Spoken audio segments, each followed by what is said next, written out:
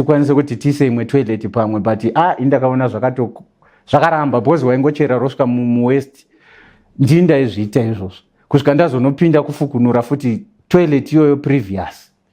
Ndikatora manyowa ndikaisa mumunda tikarima. Pakaita rimwe bovura ranga risingaiti kuita musero so mashizha. Vanhu vakatanga vachiti hatidlizve. Asi vakadla manhanga, pakaita manhanga nerimwe bovura risingaiti. Kana izvezvo kanodzvara babwe rinoita rinopakata kudai. Pane kukwirigwa chitima choenda Bulawayo. Saka vanhu vanga vakavata ipo vakamanana kudai. Ndakasvika ndichizvitsokodzera ipapo.